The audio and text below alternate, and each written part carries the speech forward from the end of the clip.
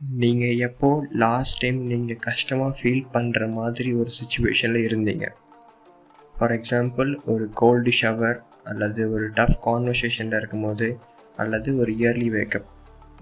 ஆனால் most of the peoples பார்த்தீங்கன்னா இதை ஸ்கிப் பண்ணிடுவாங்க, அவாய்டும் பண்ணிடுவாங்க. ஆனால் ரியல் க்ரோத் என்னென்னா, ரியல் சேஞ்ச் என்னென்னா, கம்ஃபர்ட் ஜோன்லேருந்து வெளியே வர்றது தான் ஒரு ரியல் சேஞ்சு. கம்ஃபர்ட் ஜோன்னா என்னென்னு தெரிஞ்சுக்கோங்க.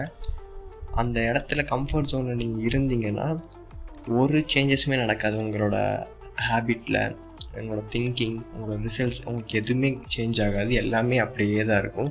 நீங்கள் ரொம்ப சேஃபாக இருப்பீங்க, ரொம்ப செக்யூர்டாக இருக்க ட்ரை பண்ணுவீங்க. பட் ஆனால் சக்ஸஸ் கிடைக்கவே கிடைக்காது.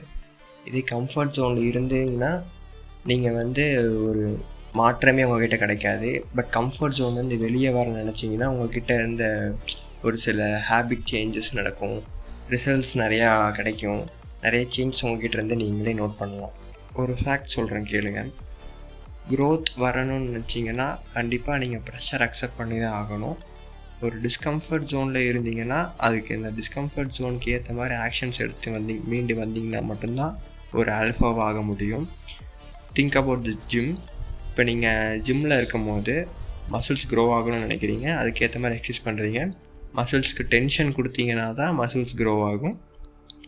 மைண்ட் இருக்குது, மைண்டுக்கும் அதே மாதிரி தான். மைண்ட் க்ரோ ஆகணும்னு நினச்சிங்கனாலும் அதுக்கு சேலஞ்சஸ் கொடுத்தீங்கன்னா தான் மைண்ட் க்ரோ ஆகும். இல்லை இந்த மாதிரி விஷயத்தெல்லாம் பண்ணலை, மைண்ட் க்ரோ ஆகணும்னு நினச்சிங்கன்னா வாய்ப்பில்லை ராஜா. ஆனால் ஒரு ஆல்ஃபா மென்னாக இருப்பாங்க. என்னென்ன பண்ணுவாங்கன்னா, அவங்க எவ்வளோ ஹார்டான சுச்சுவேஷனாக இருந்தாலும் அவங்க early morning எழுந்திரிச்சிருவாங்க.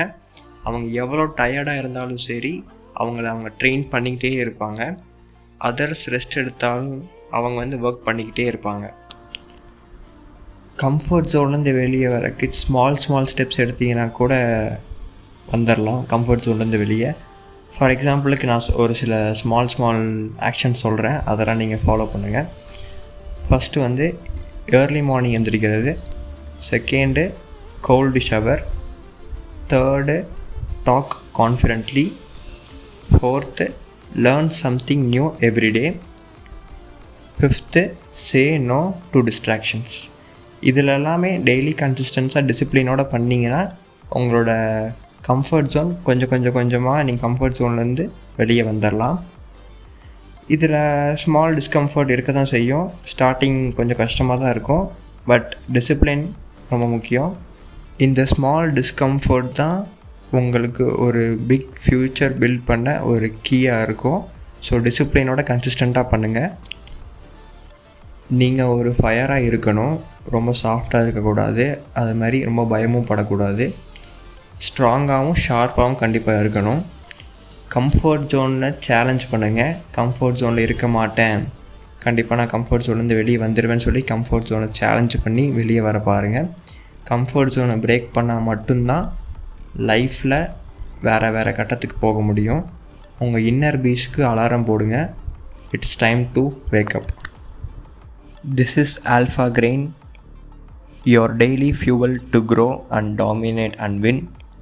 Be alpha, stay unstoppable. Thank you.